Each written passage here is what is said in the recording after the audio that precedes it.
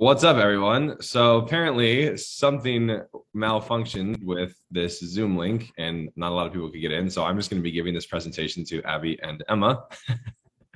And now you guys are in the hot seat. You guys are definitely going to have to interact. So I'm going to call on you and converse and whatnot. But today's topic is just literally digestion 101. Going to keep it super simple, super basics. We have covered a lot of these topics in like older videos.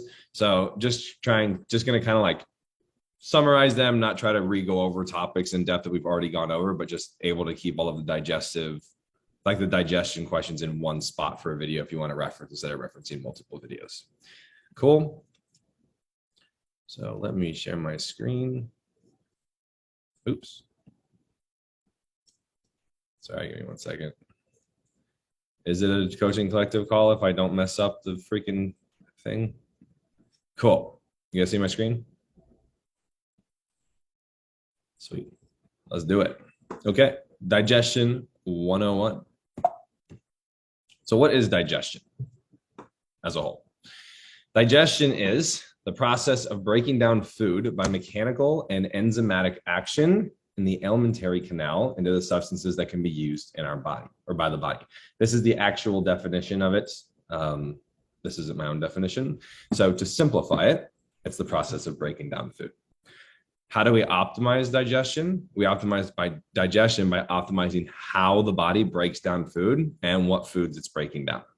So it's not about optimizing digestion, it's about optimizing the process of breaking down food, which optimizes digestion. So that's the shift around it that we're going to make here.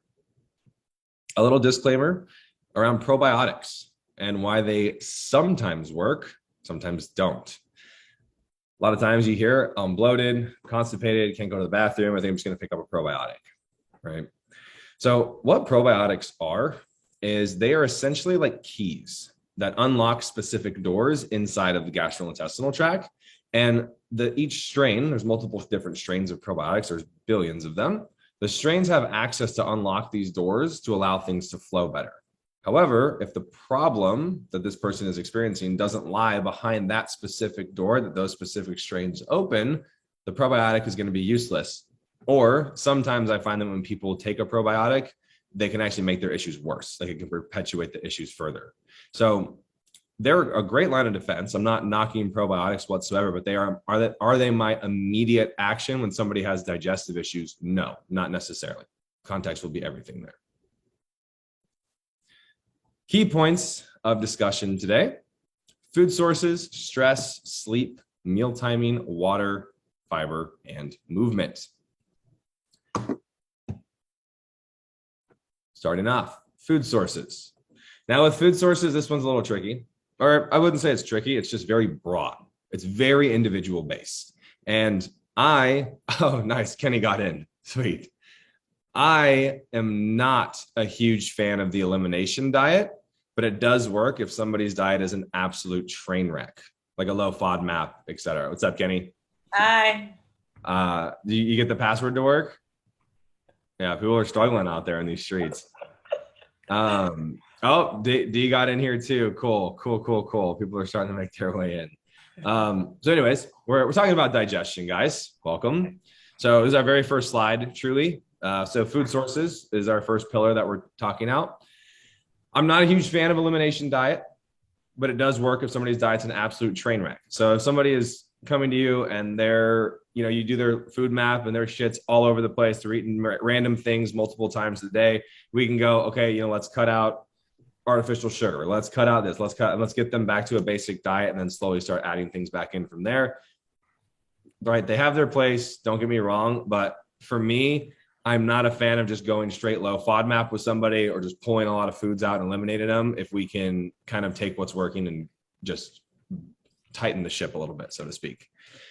So every person will have their meat and potato staples in their diet, and every person will have their own personal triggers for that offset digestion, as that's what that's supposed to say. So basically what this means, and I'm sure all of you guys can attest to this, you're probably going to have those like 5 to 6 food sources that you're like, oh, I can eat these all day, every day. My body digests them well. If you see it, you're like, okay, cool, I can eat that. I don't have to worry about it.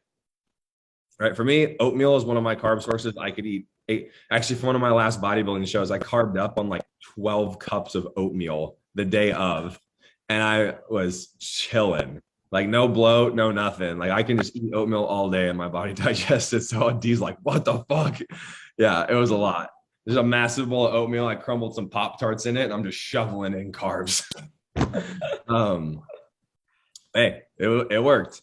But so this is like when we can look at the people who have their meat and staples and then their own personal triggers. This is a map that takes some trial and error to fully create, but when we can take that map for people and we can build it out for them, and then they start understanding, okay, these are the foods that I know I can always digest well. And then when they go out to restaurants, right, if they go, oh, you know, red meat triggers me, and they go out to a restaurant and they go, oh, I don't know what to get. Well, probably not going to get a steak, probably not going to get a burger, probably going to go more towards like a chicken sandwich or something like that, because they know that red meat's a trigger for them. Does that make sense? We're just trying to create that map for people. Okay. If someone is struggling with aggressive digestive issues when they come to you, I'd recommend having them food log everything they eat for the week to look at food sources, inconsistencies, and patterns. You're going to see all three of these. Well, obviously, you're going to see food sources. That was dumb. You're going to see inconsistencies, but you're also going to see patterns. And more than likely, you're going to see patterns in those inconsistencies. And when we can take those, we can shed light on them and we can move them where we need to go. A lot of these data points can be found in past videos, so I'll try not to regurgitate old information. Just remember that as we continue this video. We've talked about digestion in a multitude of other videos, so I'm trying not to just like re-go over all those same points. But 9 times out of 10, I would say dairy's not going to be an athlete's friend for digestion. Very seldom do I find somebody who can handle dairy in their diet and not have some form of like water retention or inflammation, swelling, anything in between. Not to say that it doesn't happen, but more oftentimes than not, when I remove dairy from somebody, they go, whoa, I didn't even realize how much better I feel. Almost every time. That doesn't mean we won't have outliers who can eat damn near anything and still be fine. I just try to limit dairy consumption as much as possible.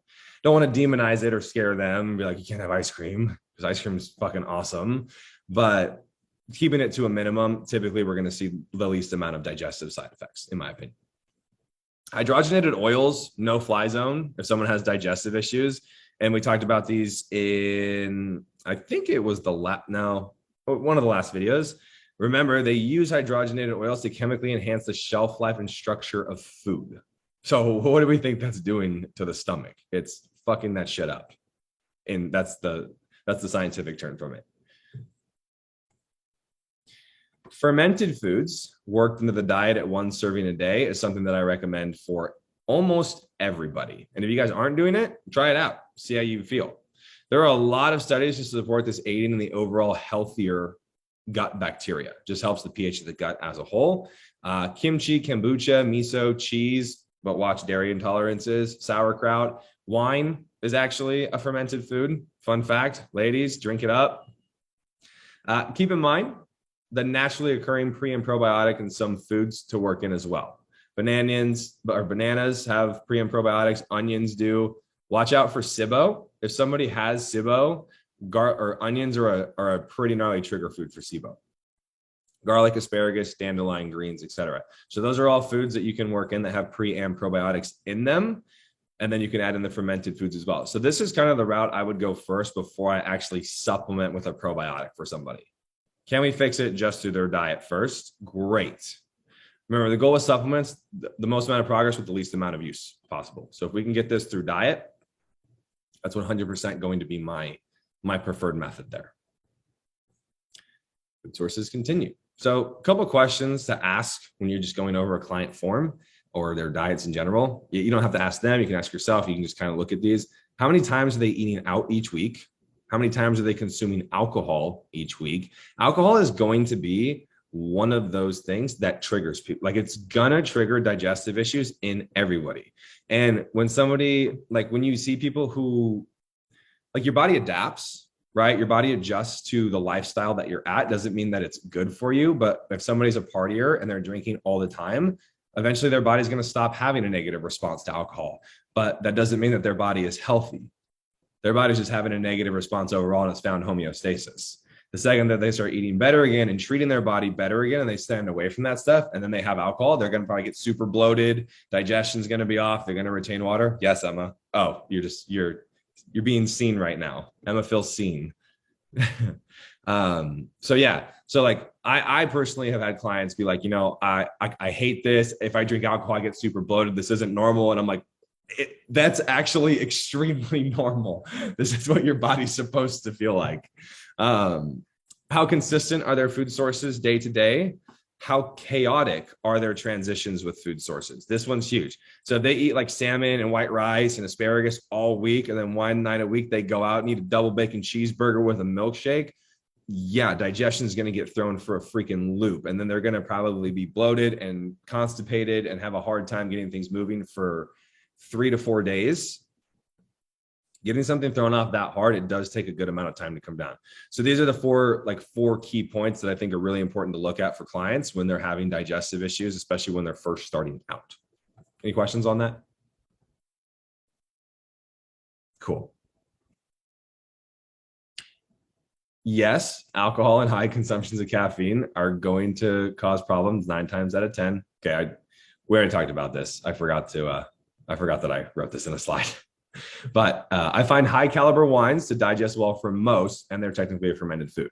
So if a client absolutely wants to have alcohol and they want to have wine, if they can do like higher caliber wines, I find that those don't offset digestion as much or like at all. Because like I bloat crazy on alcohol, and there's some higher caliber wines that I can drink and I don't have any issues whatsoever. So something that can be worked in.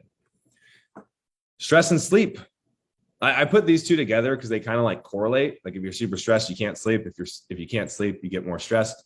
So high stress, poor digestion every single time. Even if you're like, no, I don't think it's stress, it's stress.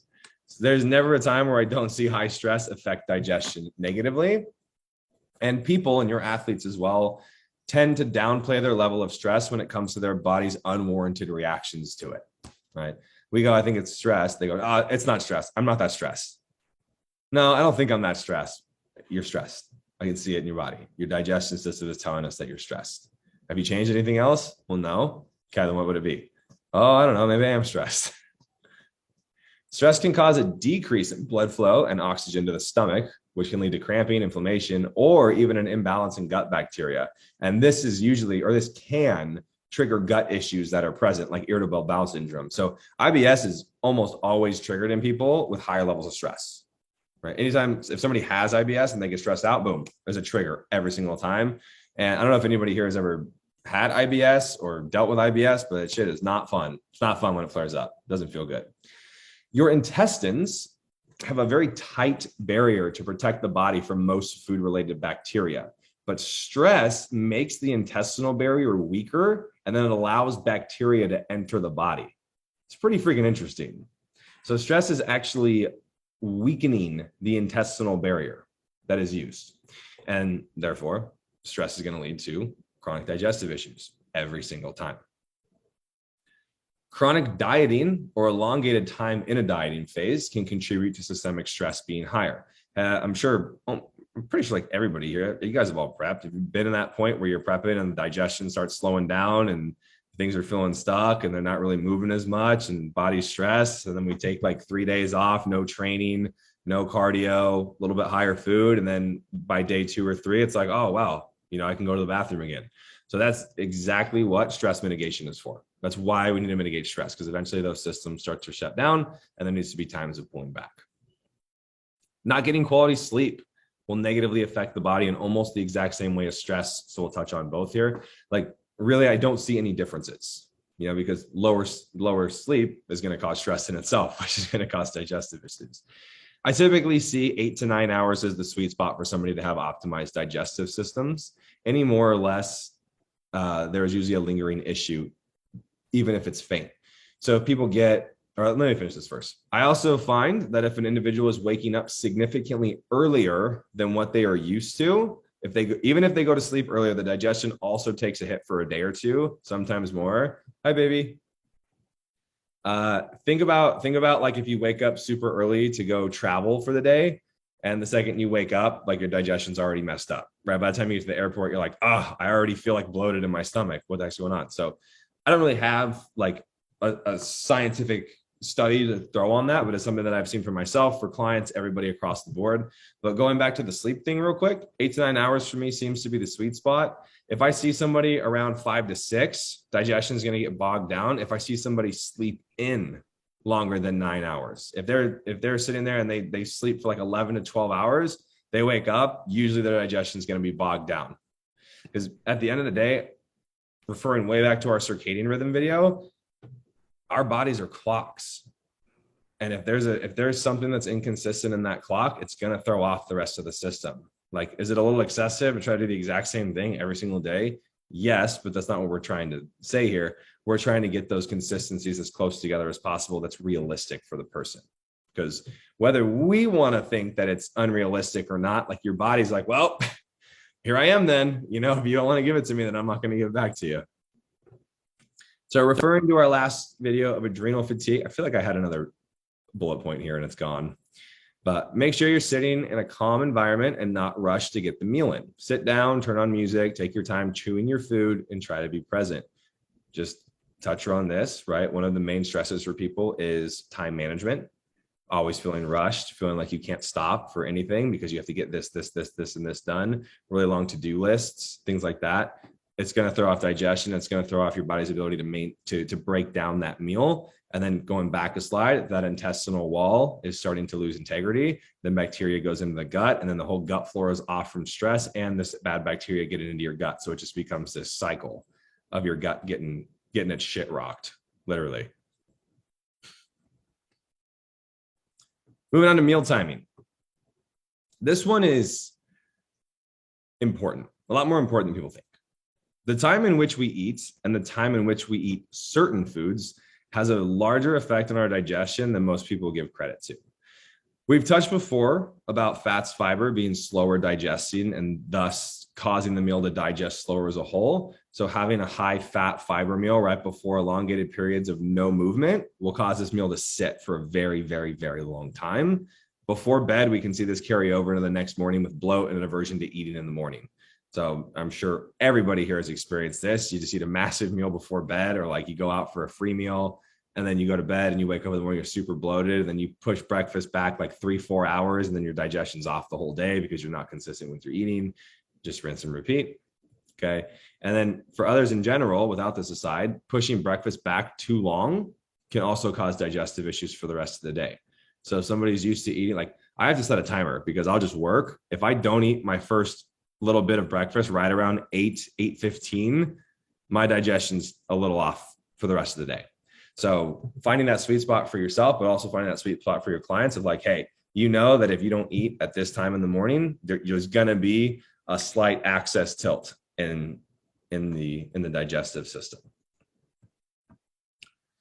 When it comes to meal timing and digestion as a whole, we have to look at human beings instead of book facts, in my opinion, right? Because like we can write a book all day long of like this, and this, but human beings are endlessly complex and diverse things. Does it make sense that one method read from a textbook or online resource is going to be applicable to every single human? Absolutely not. We can give really good points in the right direction, but are we going to be able to learn one thing and go, this is it for everybody no matter what? No, not a chance. I know you're sick of hearing multifactorial, but here it is again. Study your athletes' eating patterns, study their reactions, their inflammatory responses, and times. This is especially important if you guys eventually prep people, just knowing like, you guys, if prep with me, you know, like I like my last meal at 8. I don't want any food or water in past that. I want to make sure that the digestion is good to go. I want, 10-minute walks after each meal, things like that. Some athletes, I go, okay, I need you to eat more during the day. So I know you can eat earlier. So we're going to wake up at 3 instead of 4 so we can get an extra meal in. Like just learning those patterns in your athlete. Now that was obviously just prep context dependent. For lifestyle. Doesn't have to go that in depth, but still learning their patterns and their responses is huge. How do they feel before bed? How do they feel in the morning? From here, you can navigate and create an eating map to optimize their digestion. So if they're constantly saying, I go to bed stuffed and I wake up in the morning, I'm not that hungry. What can we do there? Have somebody answer. Having a big meal before bed and they're not that hungry in the morning. Eat more food earlier and then less before bed.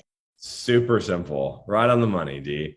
So if we see that, we can go, hey, what's your last meal before bed? Sorry, the sun's like setting and creating such a mood in here.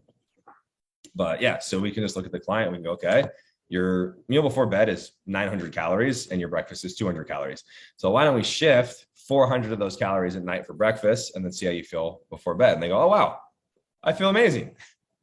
Sometimes the answer is like overly simplified, so people miss it.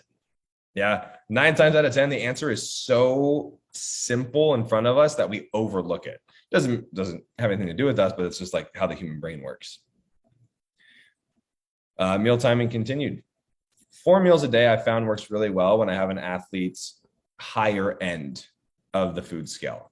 So if somebody's eating in a surplus and I'm really trying to push their food, 4 meals seems to be a sweet spot for me because the meals are satiating. We can make them dense, we can make them big, and then there's enough time in between meals for digestion to run its course. So if we've got a female who's slamming down 400 grams of carbs, we can do like a massive bowl of pasta, this and that, and then from there they can wait like 3-4 hours before their next meal. They can walk around, they can move, they can let it digest, and then rinse and repeat that for four meals. So ideally, this would look like breakfast, pre-workout, post-workout, dinner, or pre-workout, post-workout, meal 3, meal 4, whatever that is for them.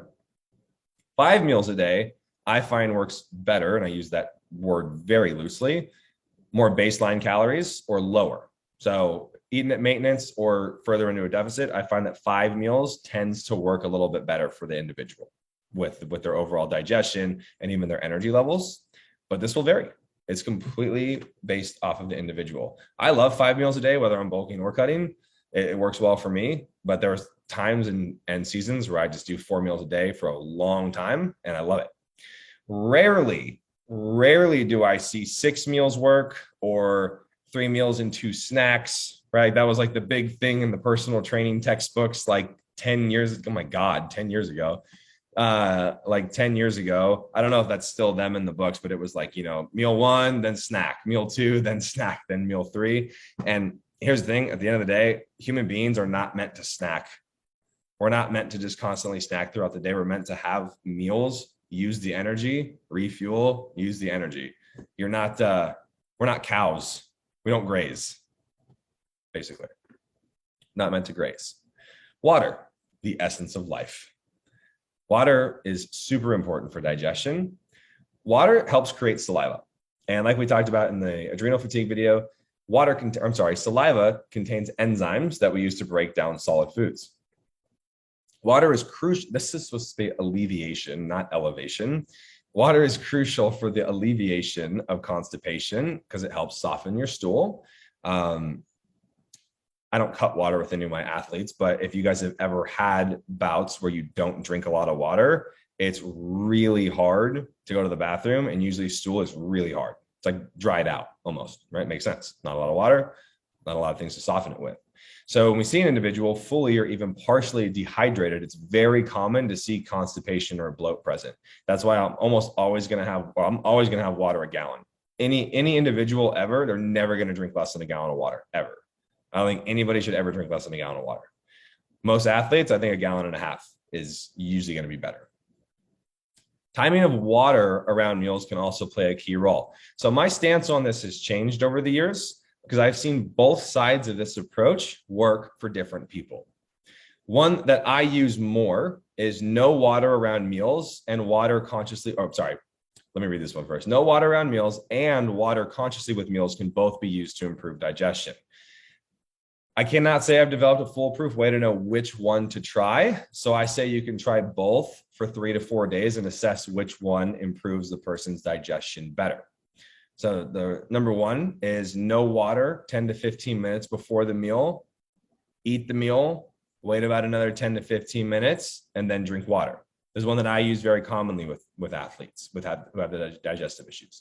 But water can, and does, also help break down food so the body can absorb the nutrients. So water can aid in the breakdown of food in the digestive process. So really, I have found that It may come down more to a stomach acidity issue. And we talked about stomach acid in a earlier video. But if somebody has lower stomach acid, we might try the no water one first to see if that helps improve their digestion. If not, we can try the water one. But that would be the only thing that I've really seen that would make me lean to one of these over the other, would be if somebody's experiencing something like that. Make sense? Yeah, cool. Fiber. Fiber's dope. Fiber's super dope. I love fiber. Fiber is like glue, right? It holds everything together so they can process out. Too much fiber, overload of glue, things stick to everything, doesn't move. Not enough fiber, not enough glue, so things don't stick enough to move. That makes sense? Yeah. Fiber also pulls moisture into the GI tract, which is one of the main ways it supports digestion. Because think about it like lubrication, right? If it's dry, it's not going to move. You're going to be constipated, just like we talked about with water. There needs to be water, and there needs to be fiber to pull that water and that moisture into the GI tract. There are definitely discrepancies between fiber sources and how they respond in the system. I use the term fake fiber in regards to foods that have high fiber in them that isn't naturally occurring, whatever that means, but like fiber that they pump into protein bars and like high fiber pastas and, you know, whatever else there is, like fiber one bars, fiber cereal, all those things. I rarely see somebody not get bloated as shit from eating stuff like that. So I prefer to avoid fake fiber with my athletes. I think it just helps overall. My preferred sources of fiber for my athletes are usually going to be naturally occurring. Berries, fruits, vegetables, grains. Fiber range will vary amongst the individual, but a good rule of thumb to start is 12 to 15 grams of fiber per 1,000 calories. So if they're eating 2,000 calories, anywhere from 24 to 30 grams of fiber seems to be the spot. But I do find that people have a smaller window of fiber without symptoms than they think, like within 5 grams. Some people, I have their check-in sheet and they're like, oh, I was super bloated on Saturday. Their fiber is like 32 and the rest of the day, their fiber is 30. And they're like, my digestion was great. And it's like, once they get over that threshold of 30 grams of fiber where their calories are at, their digestion's just like, nope, too much fiber, which also reiterates the notion of being consistent with food sources and everything that we're doing to optimize the systems. In this day and age, this may seem ridiculous, but think about the evolution of our digestive system. How many years in our evolution were we eating more than 5 to 6 of the same food sources every day? Maybe the last 100 years. You know what I mean? Like, you think 100 years ago, did we have Kellogg's and Cheerios and like all of this stuff? No, we didn't have all of this. It's because our world has turned into consumerism, and it's like, what can we do to make people buy food and stuff? But like 100 years ago, it was like Sunday was a crazy hit because mom made meatloaf. You know, like other than that, it was the same food sources throughout the whole day, and that's all there was. So our digestive systems are still from all of that evolution. Like, we're not used to processing 30, 40 different foods in a week, half of which are processed and have oils and sugars and shit within them. Any questions on that? Yes. Okay, so I have a client right now and she like burns through food super fast. We started at like 1,600 calories. She's at like 25, same weight, looks amazing. But her fiber has been at like 40, like 45 grams some days. And so I'm always like, no, let's bring that back. But it's weird because like some days she's like, yeah, I feel really bloated. And then she'll text me like 2 hours later and she's like, oh no, I'm starving again. So do you think like she's having like too much fiber at in one sitting maybe? Or like, that is exactly what I was just about to say. Okay. She's probably overloading one meal with like, I don't know. I'm trying to think of something like, it could be oatmeal. Oatmeal is such a culprit for people. Yeah. Such a culprit for people. Doesn't make sense to me because I don't bloat on oatmeal. But let's just say she has like a bowl of oatmeal and like chicken with Brussels sprouts and that meal, or broccoli. Broccoli's terrible. Broccoli is like the worst thing ever invented for your digestive system, I swear to God. But if she's eating something like that, like all these like high fiber vegetables that are super airy, and then she's like, fuck, I'm a balloon afterwards. Yeah. Okay. Yeah, because I told her, I was like, that's a lot of fiber. And then she's like, yeah, I'm bloated for like, she'll text me, I'm bloated. And then it's like that evening, she's like flat fucking stomach, like super flat. Like, so I don't know what it is. Yeah, I always just use like the critical thinking approach for that one. Like if it happened at this point in time and then later it doesn't, it's probably something around what we're eating at that specific time. Because if it was actually a full fiber issue, she would probably be having digestive issues the entire day. Okay, that's okay. Yeah. So I would just like create that map. Okay, hey, what's meal 2 look like? Oh, you have 25 grams of fiber in this meal. So let's pull those. Because truthfully, I don't think her fiber is too high for the amount of calories that she's eating. Yeah, it just seemed to have 40. I was like, oh damn, I don't know. Yeah, I mean, but dude, I have some girls who can eat 70 and their digestion is just solid. I'm like, dude, I probably wouldn't go to the bathroom for a week if I had 70 grams of fiber in it. Okay, that makes sense. Thank you. Welcome. I was gonna say also really quick, like I have some clients and also myself eat like chickpea or lentil pasta. Those type of pastas are super, super high in fiber. So you have to be careful with those because you can easily consume like 25, 30 grams of fiber in like a couple servings. 100%.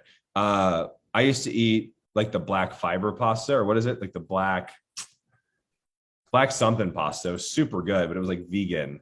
And I think one serving was like 42 grams of fiber. It's nuts. Yeah. But yeah, that's a really good point. I would do take fiber. I have a question. So if you take like cruciferous vegetables, so broccoli and Brussels sprouts and cauliflower and all that kind of stuff, if you compare like the carb to fiber ratio, it's similar to something like raspberries or like different types of berries, but those tend to digest a lot better. So like, do you know what it is about those specific vegetables that make them so hard for people to digest? It's a really good question. God, we could go all the way down to potentially like molecular integrity of it, but fruits, yeah, I don't know. That's actually a really interesting question. I've never really thought about that specific scope of that question. Anybody have something that they want to like think of? Everyone's like, nope, no idea. Yeah, cool. I'm not the only idiot. Good question though, D. You sparked some controversy. I like that. If anybody else who's watching this replay has something to add, comment it on the video when we post it. I would appreciate it. I'm interested. Good question, D. Damn it. All right, let's move on. We're almost done. Movement. Piggybacking off of the evolution talk, let's think about our evolution and movement as a species up until the last like 20 to 30 years. We used to move a lot as a species. Our bodies are meant and engineered to move, to hunt, to nomad it up, to climb, to explore, at least for the time being. This is going to change over time, just like everything else in evolution. If you look at all the advancements with like virtual reality and desk jobs and our phones and cars, like all the movement that we need to do in our day-to-day is being replaced. So eventually evolution is going to kick in and our bodies are going to adjust and we're going to look really weird.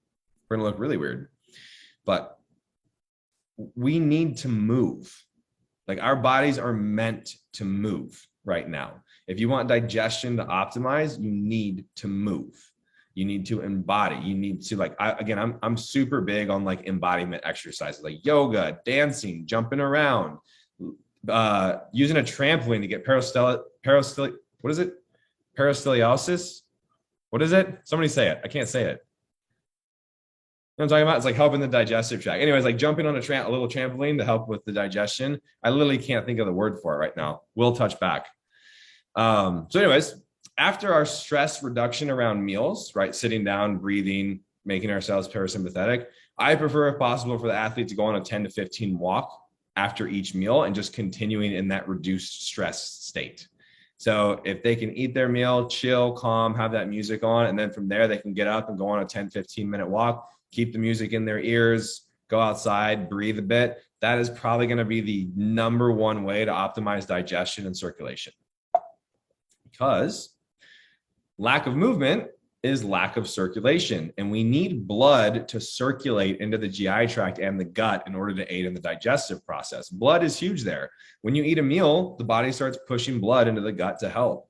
So that's why I like a gap between people like eating before they go to the gym, because we're trying to get the blood in the muscle that we're working, not into the gut. And we don't want it trying to go two different places. That make sense? I don't like the body trying to do two things at once. That's why I'm also not a huge fan of intra-workout carbs, personally. Case dependent though. So if clients work desk jobs 9 to 5, which a decent amount of your clients will fall into this category, I recommend that every hour and a half to 2 hours, they get up and move, jump, twist, walk for about 5 to 10 minutes. This helps a ton with just keeping the blood flow going, helping digestion, and it helps them everywhere else in the body as well. It'll help them not have as much back pain, lower back pain, knee pain, neck stiffness, everything. Like we need to move.